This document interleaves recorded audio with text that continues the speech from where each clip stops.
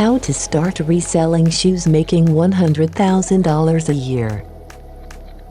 This is Side Hustle Kings and Queens. I talk about side hustles and financial tips. Disclaimer: I'm not a financial professional. I just love learning and sharing with you. Subscribe to my channel and learn with me. Looking for ways to make money remotely? How about a socially distant side hustle that could turn into a full-time business? You might want to consider reselling sneakers. Not used sneakers from the dark reaches of your closet, but new or gently used shoes that you buy for a bargain and then sell for more using handy apps. During the pandemic, demand in the sneaker market hasn't gone down. Instead, almost everything has moved online, making it ideal for aspiring entrepreneurs who want to make money with a potentially lucrative side hustle. How one hustler makes $100,000 a year flipping sneakers. Bryson Honjo is a sneaker reseller, owner of United Hawaii and star of a prospering YouTube channel that teaches viewers how to start reselling shoes. Honjo started his journey in the sneaker business in 2016 and now makes anywhere between $50,000 and $100,000 per year. I do attribute a lot of that to the fact that I have a social media presence, says Honjo, referencing the higher end of his potential income bracket in any given year. He says that while the social media presence makes selling easier, it's not a mandatory requirement to success in the sneaker resale game. He has seen resellers make up to $50,000 per year by posting inventory exclusively on reselling apps. No YouTube channel required. Get started reselling shoes. The mechanics of making money in this niche are fairly simple, but that doesn't necessarily mean it's easy. You can't come in with zero knowledge of the industry. To get started, you'll need to learn about the product, how you'll make money, and how to anticipate overhead costs. Here's how the sneaker resale market works in a nutshell. Sneakers are released in limited quantities. As a sneaker reseller, you can purchase shoes brand new direct from retailers or manufacturers at retail prices. Like new and gently used shoes can be thrifted or purchased on any number of apps. You might also be able to use these apps to find a good deal from another reseller on what's known as the aftermarket. After you've built your inventory, you sell your shoes directly to consumers at a markup.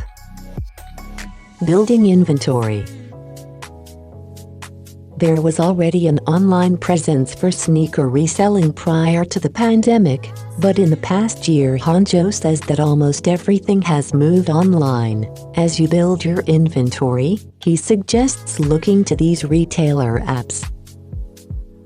Adidas confirmed sneakers for Nike shoes. Oftentimes, obtaining sneakers direct from a retailer is the most difficult part of the process because the quantities are extremely limited and the demand is also very high, explains Honjo. He says to make things easier, you can look to these aftermarket apps: GOAT, Sneakerkin, StockX, eBay. After checking the aftermarket apps, he says you can also explore online sneaker shops, other resellers' Instagram pages, Facebook groups, and Reddit to find additional inventory. Personally, I think GOAT app is the best app on the market for reselling sneakers, Honjo says. He uses GOAT as his buying and selling platform, on top of using it as a pricing guide to make sure his listings are competitive. He also notes that it's also one of the safer apps when it comes to product authenticity. Sneaker reselling, volume is king. When you're starting, you don't need to buy the most expensive sneakers on the market. In fact, What you should be looking for isn't necessarily the most expensive sneaker. Instead, you should be looking for the sneaker with the highest return on investment. Volume is king in the sneaker game, says Hanjo. I've seen many successful resellers completely bypass the expensive, hype sneakers and go straight to the Nike outlets to find cheaper shoes that they can resell for a higher profit.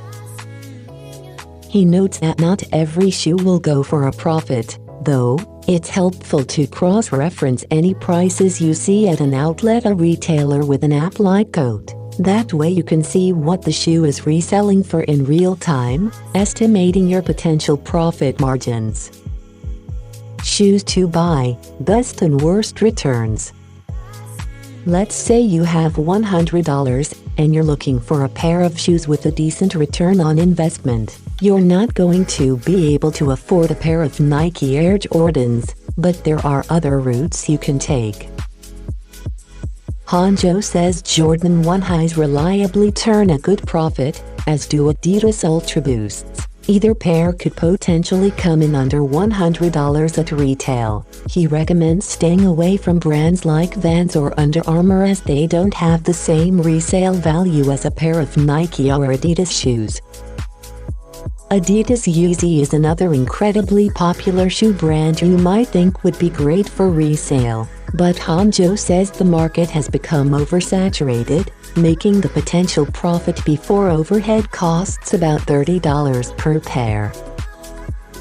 However, if you hold on to your inventory for a while, Yeezys can become more valuable over time. Hanjo estimates that if you hold on to a new pair of Yeezys for at least 12 months, you could see the sneaker resale profits creep up to anywhere from $60 to $100 per pair.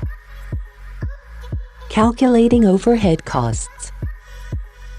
$30 in profit on a new pair of Yeezys might not sound bad, but you don't get to keep all $30 when you're reselling sneakers.